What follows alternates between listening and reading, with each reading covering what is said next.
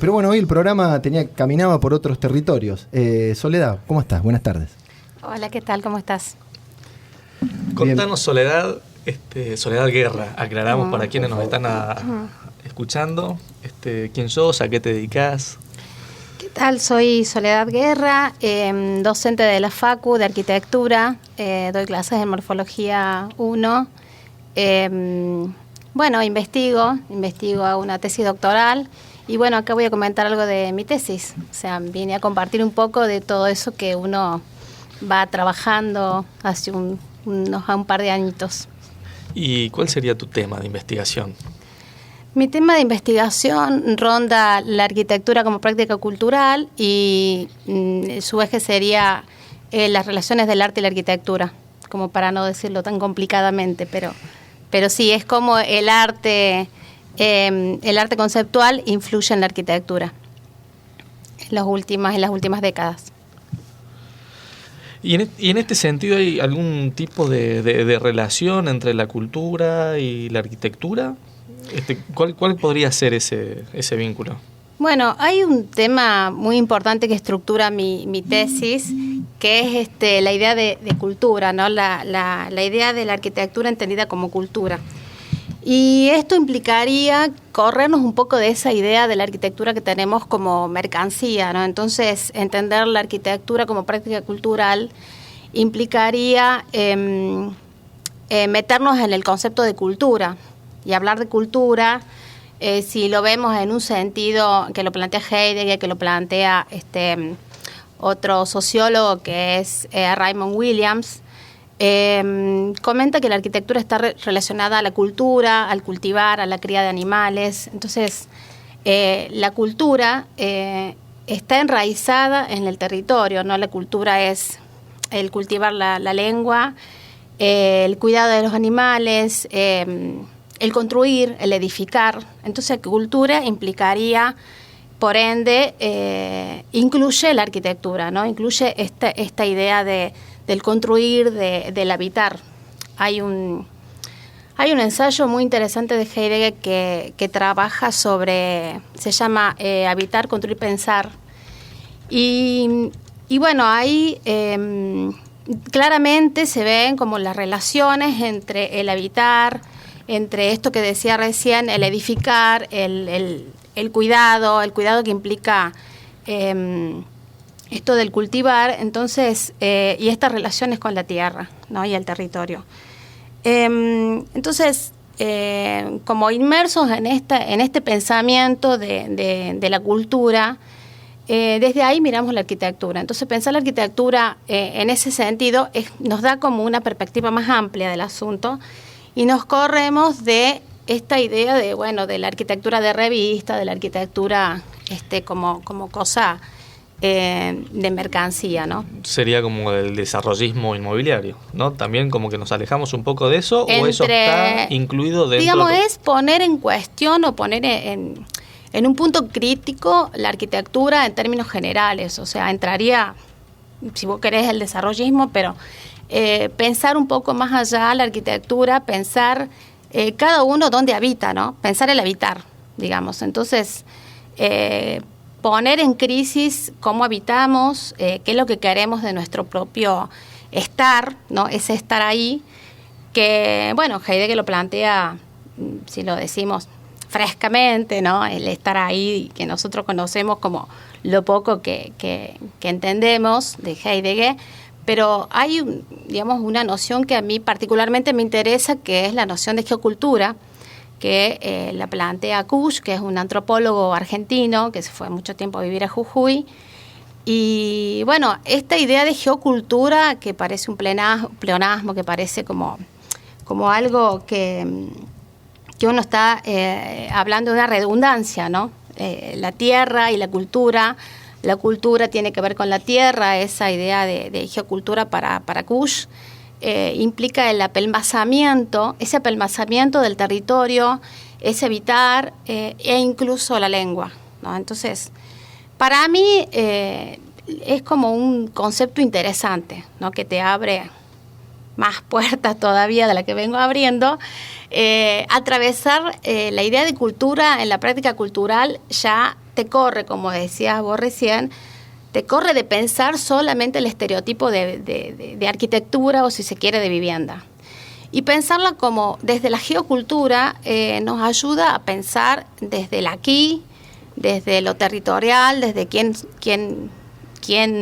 somos y dónde habitamos, ¿no? Entonces, empezamos a hacerle un montón de preguntas a la práctica, a la disciplina, y vemos la arquitectura como saber. O sea, la arquitectura no solo es una disciplina, sino también lleva implícitos saberes, que son los saberes de la técnica, los saberes de los propios territorios, ¿no? Y acá recién hablábamos con Francisco, pensar la arquitectura desde acá, desde Punilla, desde Córdoba. No hace falta mirar lo que viene de afuera para pensar la arquitectura, sino que uno puede, bueno, tenemos piedra, tenemos tierra, pensar la técnica, pensar el clima y qué se puede hacer desde lo propio, ¿no? Esa sería como interesante de repensar. Bien, dentro de estas prácticas culturales, que la arquitectura es una de ellas, que por lo que venís diciendo conviven con muchas otras, también acá hace una zona borde que vincula con el arte. ¿Cómo sería ahí esa relación? Sí, una zona muy interesante es las que nos enseña el arte, ¿no? El arte en sí, con la arquitectura tiene una raíz mutua, común, ¿no?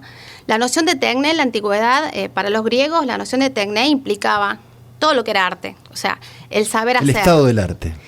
Claro, lo que podríamos decir, el saber hacer. No, pero lo decía por un chiste. Pero, sí, no, perdón, me miró y me dijo no pueden ver, falta la cámara, y cuando Fran decía no, pero el saber hacer. No, pero sí, el saber hacer en realidad. Entonces, la noción de tecné para mí también es muy rica, porque volver a ese germen de la arquitectura y del arte los une, ¿no?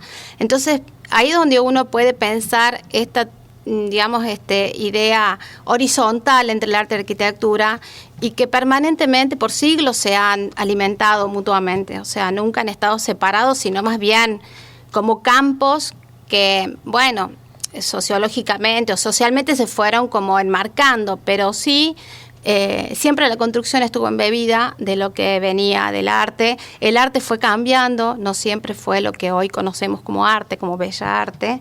Entonces, sí, esta noción nos ayuda a entender que la idea del saber, que ya viene incluida tanto en el arte como en la arquitectura, hace que uno pueda,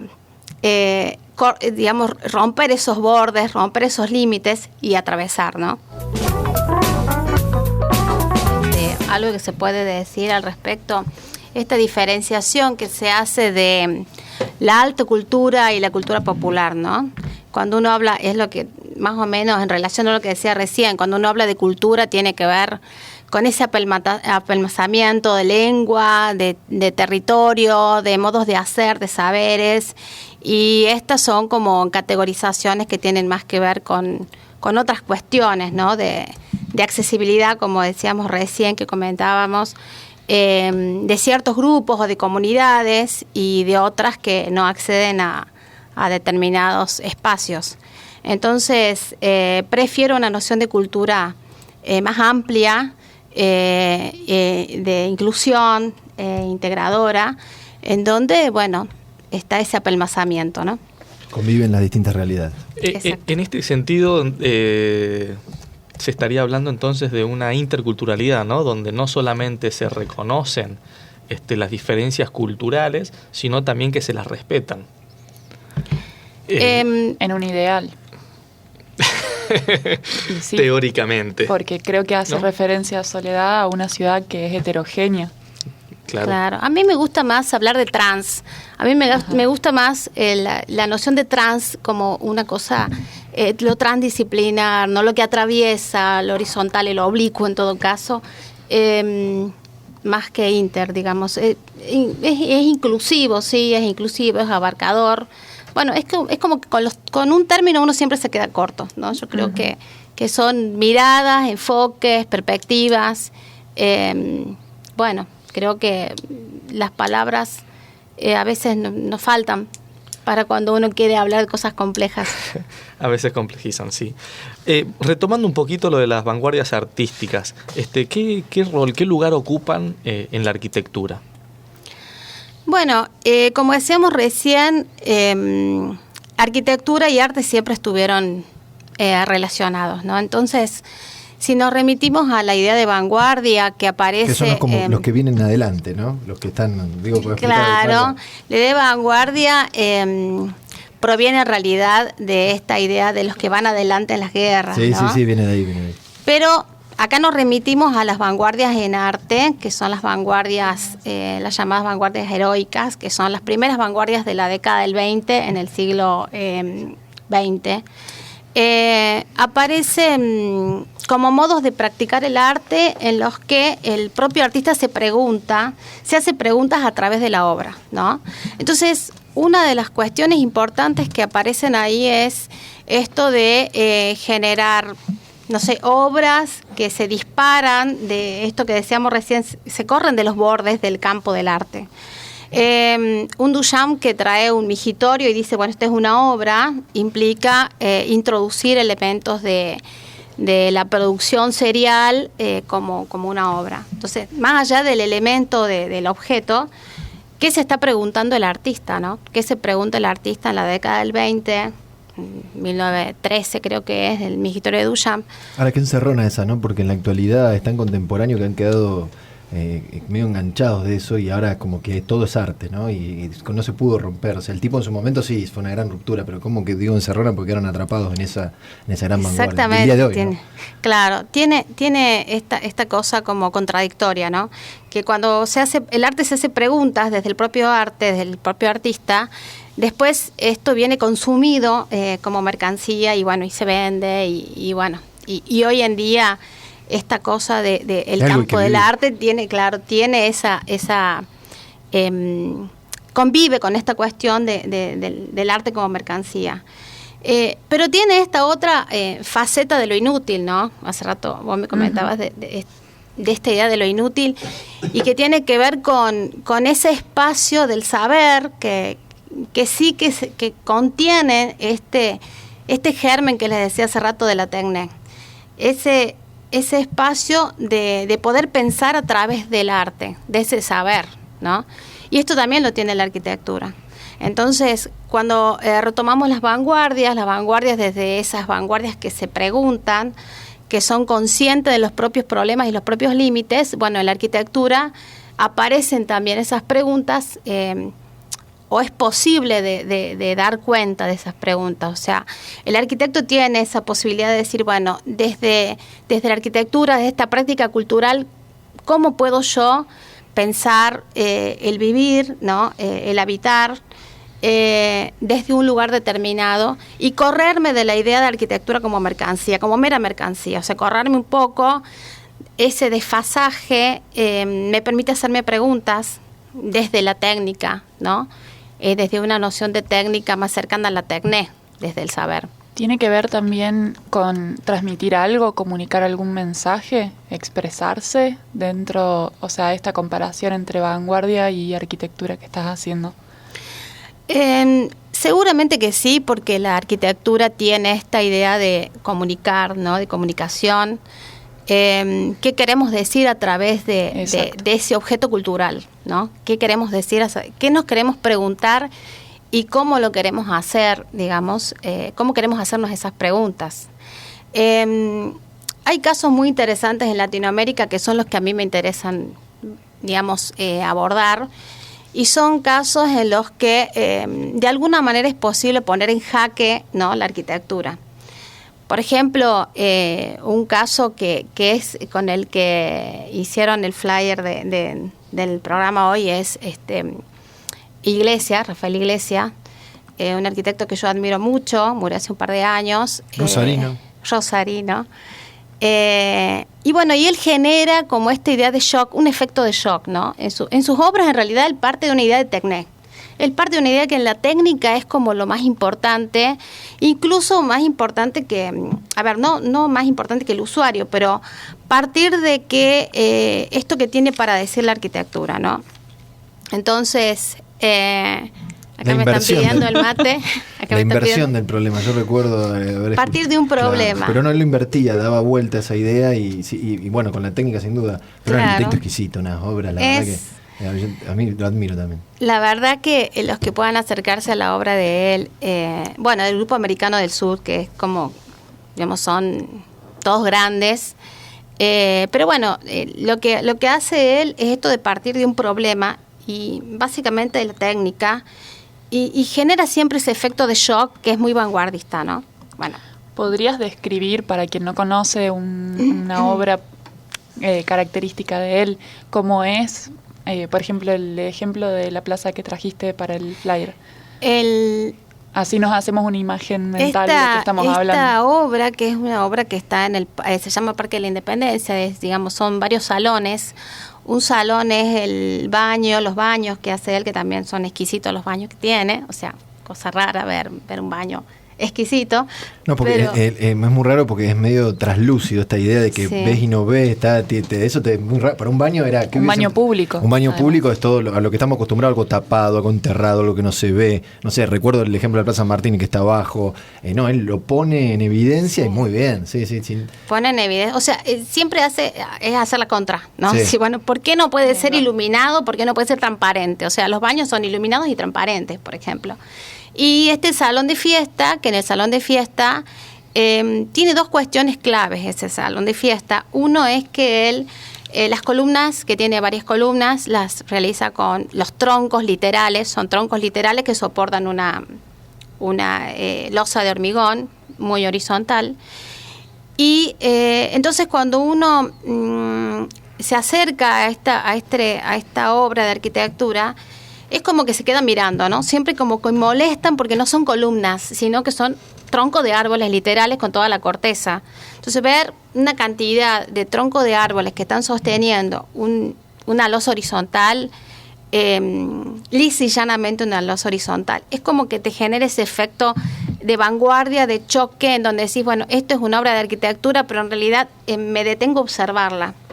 Y aquí es donde él produce, ¿no?, como esa idea de que el habitante se traslada a un momento de contemplación. El habitante es un tipo que recepta la obra, la mira, ¿no? Entonces aparece la idea de imagen como fuerte. La imagen, una imagen que piensa, diría Benjamin, una imagen que te transporta, que te empieza a llevar a hacerte preguntas de ese lugar, de lo que estás viendo. Entonces no es solo el habitar en un sentido de usuario, ¿no? Y eso es una cosa importante que hace Iglesia, te corre de la idea del usuario para trasladarte, desplazarte a este momento de el actor contemplativo, el actor que mira y se pregunta por ese efecto de shock. Una cosa que es una joyita que me lo comentó un socio de él, digamos, cuando le hizo una entrevista. Él me decía que esa idea parte de una imagen de Magritte, o sea, una obra de Magritte que se llama El Imperio de las Luces, que, bueno, el que pueda lo googlea, pero El Imperio de las Luces tiene esta idea de un bosque y que tiene el contraste de la luz de la luna por detrás, es como un atardecer, no sabes si es un atardecer, un amanecer, aparece también un farolcito que genera una luz, o sea, una obra muy, muy de Magritte, en donde él, y hablo de Rafael Iglesias, se propone como generar esta cosa contradictoria de que si son los árboles que se ven por detrás, esas patas que uno ve, ¿no? Me decía el socio, bueno, la idea era que uno en algún momento cuando mira el paisaje está viendo como un paisaje muy Magritte, muy, muy del Imperio de las Luces, y de poder tener esta contradicción de que las columnas son bases de árboles, si son árboles o son columnas, ¿no? Y hacer ese juego de la imagen permanente que, como decía recién, te corre del usuario, del mero usuario. O sea, vos las obras de Rafael no vas a hacer un mero uso, sino te quedas mirando la transparencia, te quedas mirando la corteza, te hagan de tocarla, o sea, la vivís desde otro lugar, te posiciona en otro lugar. Y bueno, y ahí es donde uno se apunta a esta idea de lo cultural, ¿no? De lo cultural, dónde estoy, qué quiero decir con la arquitectura, porque tengo que hacer arquitectura, más arquitectura de lo que uno estereotipada. sino que uno puede generar preguntas y correr ese usuario a otro lugar. Creo que eso es una cosa muy interesante que logra Rafael, por ejemplo. Sole, tenemos una pregunta grabada. Si no sacas la voz, yo creo que la vas a sacar, te decimos de quién es. A ver. Hola Sole y hola al equipo de Ethereum. Me parece importante si tenés la oportunidad de charlar ahí en el programa acerca de cuáles son las disciplinas que contribuyen hoy al avance de la arquitectura. Digamos que si la arquitectura siempre se nutre de diferentes disciplinas, por ejemplo, la otra vez leía en una entrevista a la Caton Basal, a los franceses, que ellos aprendían mucho de la producción agrícola. Por eso el tema de los invernaderos, las instalaciones exteriores, la división del trabajo en etapas. Y bueno, yo sé que vos estudiás cómo la arquitectura se va nutriendo de las vanguardias artísticas, y la pregunta sería cuáles te parecen otras fuentes de aporte, otras disciplinas que puedan ayudarle a la arquitectura a avanzar y a transformarse. El Santi. Santi Palero, que le mandamos un abrazo y le agradecemos la participación. Sí, un abrazo, Santi. Bueno, a contestar. A contestar. A contestar. Bueno, sí, a ver, es lo que decía recién, están unidas en el germen, o sea que hay un atravesamiento permanente, pero por ejemplo, la música es importante, ¿no? Es muy importante más, a ver, el serialismo, para decir algo, el serialismo que también es una vanguardia importante en la década del 20, del 30, empiezan en la música a mirar como de manera serial, ¿no? A ver cómo los compositores generan rupturas a un modo de hacer música que venía bien estructurado, ¿no? Como, a ver, lo vamos a decir de alguna manera, no soy música, pero genera una ruptura a la música entendida como en el orden de introducción, nudo y desenlace, ¿no? Lo que nosotros podemos entender. Entonces, ¿qué hacen los músicos de la década del 20, del 30? Empiezan a generar rupturas, a mirarlas desde otro lugar, empiezan a generar series en donde esas composiciones dan cuenta de entender la música como desde distintos facetas, ¿no? Distintas, atravesar la música desde, no sé, tomar el tono y empezar a generar series que se repiten en distintas instancias. Entonces, esta idea de lo serial también puede verse en la arquitectura y empezar a ver cómo uno se plantea lo que decíamos recién con Rafael Iglesias. A ver, ¿por qué siempre pensar la arquitectura desde determinados órdenes, ¿no?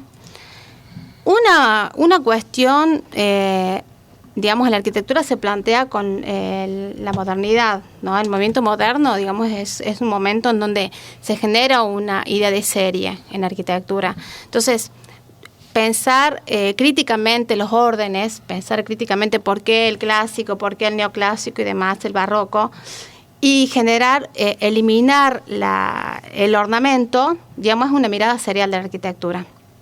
Esto de poner la función como primordial y como que prime en el proyecto, digamos, es una mirada serial, ¿no? Entonces, esto se traduce permanentemente y hasta la fecha. O sea, hoy podemos decir que entender la arquitectura y practicar la arquitectura no necesariamente tiene que llevar esa idea de, no sé cómo se veía antes, que era, bueno, el basamento, ¿no? La idea del orden del basamento, lo académicamente convenido, lo académicamente, los cánones, ¿no? Uh-huh. Entonces, eso ya quedó en el pasado, pero también esta idea de lo funcional, si se quiere, ¿no? Esta idea de que la arquitectura debe servir y debe ser netamente instrumental, ¿no? O sea, a este usuario, bueno, implicaría generar una mirada serial y pensarlo desde también ese otro lugar que decíamos recién, esta cuestión de lo inútil, que abre caminos a repensar la arquitectura desde lo geocultural, ¿no? Es que sin duda creo que las prácticas culturales, también la arquitectura es una respuesta a esas prácticas. O sea, el habitar se da de tal manera yo entiendo lo que decís de seriarlo, pero a veces esas prácticas son propias de alguna realidad cultural que está intrínseca, que está dentro de nuestro medio. O no sé si se entiende. Sí, por ahí me quedé con por ejemplo, la belleza, que es bello, cómo podríamos trasladarlo. A ver, con este ejemplo de Freddy Mamani. Sí, Freddy Mamani. Que nos diste. Si lo podés por ahí presentar un poco. Ese, por ejemplo, es un trabajo, es un trabajo de serie, ¿no? De atravesar la arquitectura desde un lugar que genera ruptura a la idea de la belleza, ¿no? Esta idea de lo bello, entendida como lo equilibrado, en su momento era la simetría, ¿no? Que quedó atrás, después vino con el movimiento moderno, bueno, aparece esta idea del número de oro y bueno, todas estas cuestiones geométricas que eran como modos de hacer. O sea, la arquitectura siempre se generó desde cánones, desde reglas que eran dominantes y hegemónicas, para decirlo de alguna manera. En Bolivia hay un fenómeno que es muy interesante, que es la obra de Freddy Mamani en el Alto. En el Alto estaría como viviendo el pueblo, ¿no? El pueblo, el cholo. El Alto en La Paz. En La Paz. Capital de Bolivia, es una zona donde reside la masa trabajadora, por así decirlo. El pueblo trabajador. Y ahora quedó vinculado por los teleféricos. Pero claro. Antiguamente, o hasta hace un par de años, estaban aislados. Claro. En el alto de la ciudad, justamente. Y se ha dado este fenómeno donde aparece estos grupos que tienen otra adquisición económica en las últimas décadas. ¿Y esto qué les permite? Les permite generar una arquitectura que ellos dicen o intentan hacer arquitectura que los represente, ¿no? Saco lo de intentar porque es una arquitectura que los representa. Aparecen aquí los cholets, ¿no? Que son propuestas de Freddy Mamani, que él las plantea como la arquitectura de la paz, la arquitectura del cholo, la arquitectura andina, o sea, tiene como lo regional. Muchos nombres. En un momento he leído también que le dicen arquitectura psicodélica, que no tiene nada que ver. Porque él por el color, no puede ser por el color, tiene una imagen. Sí, pero no, psicodélico remite a otra cosa. Pero sí, justamente. Quizá despectivamente se lo dicen o no. Mucho incluso la arquitectura chola, cholets era despectivo de ellos, bien. ¿No? Es la mezcla de chalet y cholo, porque en la parte de arriba están los chalets de los dueños.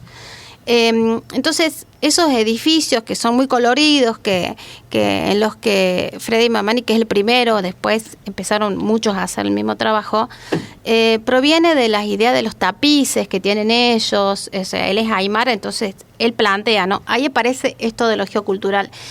La cultura plasmada en la arquitectura y un poco poniendo en crisis esta idea del orden, ¿no? Poniendo en crisis esta idea del orden canónico, europeizante, porque en realidad sería como esta idea de la arquitectura en términos clásicos, en términos de entender la arquitectura como fue en su momento bien entendida en el Renacimiento y cómo apareció, digamos, la disciplina.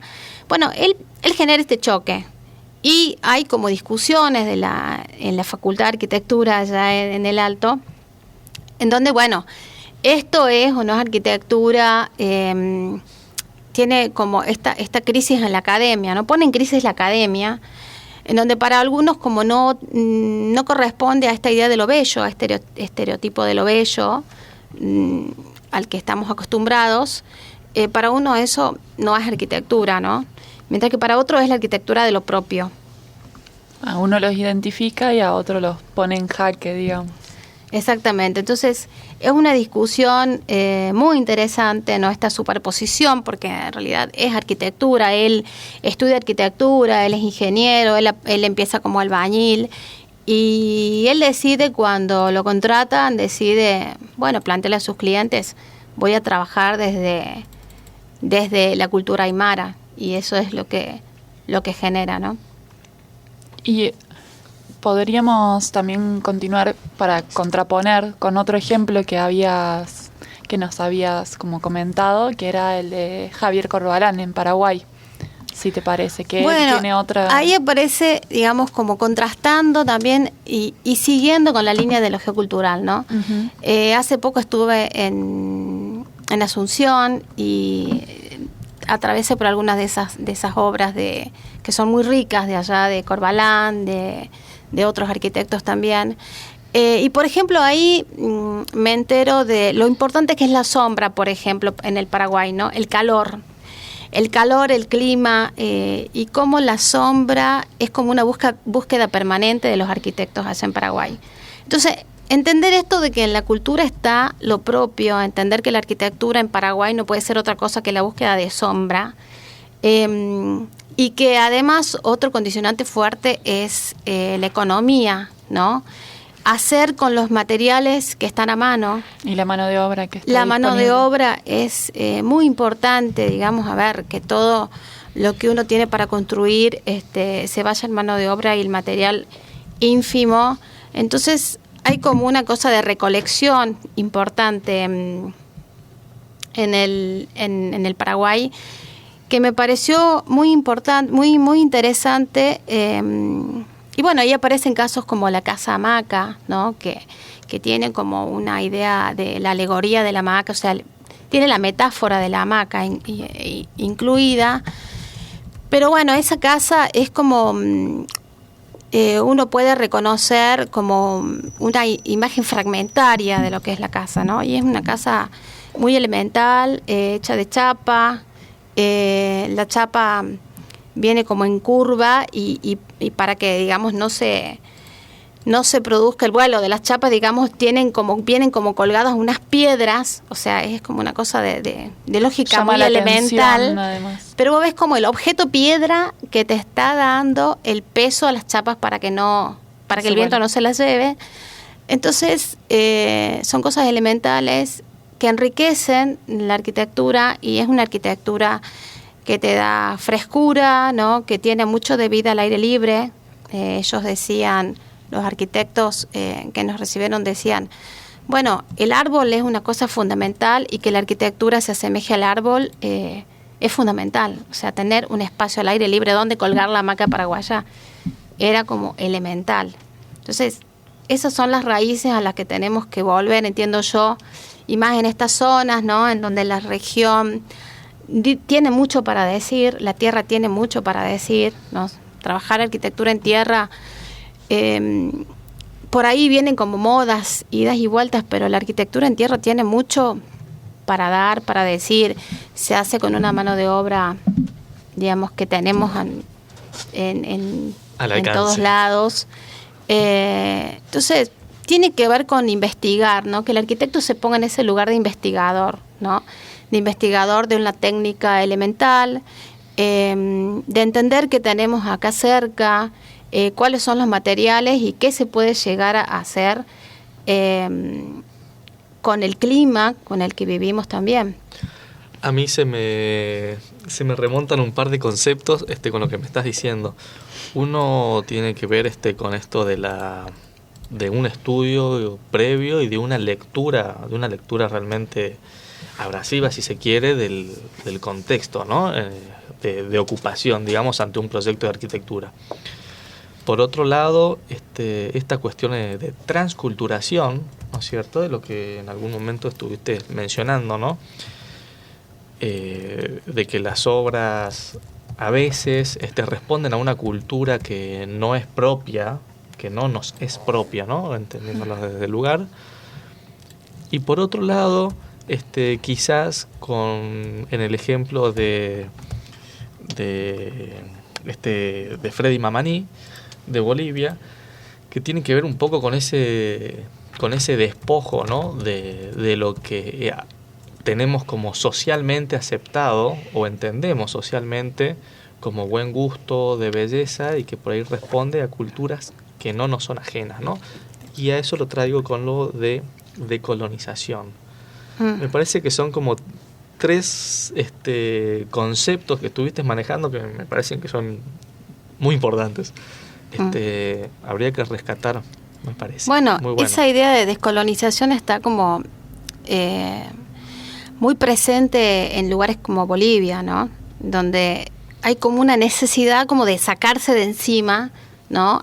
Aquello que viene dado, ¿no? Como que vino dado, como que se produjo se produjo en otro momento esta transculturación, esta incorporación de elementos de culturas otras, y bueno, es como que se trata de ver qué hay en el fondo, ¿no?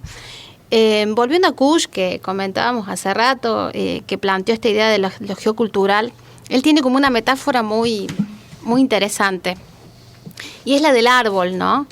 Y él plantea que el árbol da sus frutos, y por más que vos le cortes los frutos, en las raíces está como lo que viene desde abajo. Entonces él planteaba, bueno, hay que tratar de que emerja eso que viene de las raíces, ¿no? Entonces son discusiones que se van dando en distintos países de Latinoamérica. Puede ser esta idea de colonización, digamos, hay como gente que lo ve positivo y otras que no. Lo de Mamani generó como movimiento en la academia, ¿no? En donde a él no lo reconocen como arquitecto, no lo reconocen en una facultad, pero por otro lado él está haciendo obras en todos lados, ¿no? Entonces, eso también tiene la cultura, eso también tiene, ¿no?, la arquitectura. O sea, no hace falta que, digamos, no hay interés de que nada sea hegemónico, por decirlo de alguna manera. O sea, está bueno que haya multiplicidad de miradas, convivencia. Tenemos un pasado que es el pasado, y bueno, según en las regiones que estábamos en Latinoamérica, siempre estamos movilizados, ¿no?, con esto que viene, que nos pisa, y hacernos la pregunta de quiénes somos, ¿no? Tiene que ver con que la cultura no es estática, ¿verdad? Está en continuo cambio, y es esa búsqueda de identidad, de, bueno, en este momento nosotros quiénes somos y qué nos representa. Claro, porque, a ver, hablamos de que la arquitectura viene de Europa, porque en su momento, cuando aparece la disciplina, es en el Renacimiento, es el momento que nosotros está llegando acá, digamos, Colón y demás. Entonces, no podemos desconocer que la arquitectura es una práctica, digamos, una disciplina que se genera en Europa. Ahora, ¿qué podemos con esas mismas herramientas decir nosotros, ¿no? ¿Qué podemos decir desde la arquitectura, desde esa práctica cultural? ¿Cómo los decimos? ¿Qué ponemos en valor? Digamos, ¿cómo nos ponemos en valor nosotros? Y cómo ponemos en valor la mano de obra que tenemos acá a la vuelta de la esquina, los materiales que tenemos a la vuelta de la esquina, y no necesariamente cumplir como el deber ser de la arquitectura, ¿no? O el deber ser que vienen en las revistas, o, bueno, que se nos viene dado. Hay que perder ese miedo a transgredir, ¿eh? Aunque bueno, a veces... experimentar. Totalmente. A innovar. Siempre causa un poco de revuelo la transgresión hasta que llega su momento de aceptación.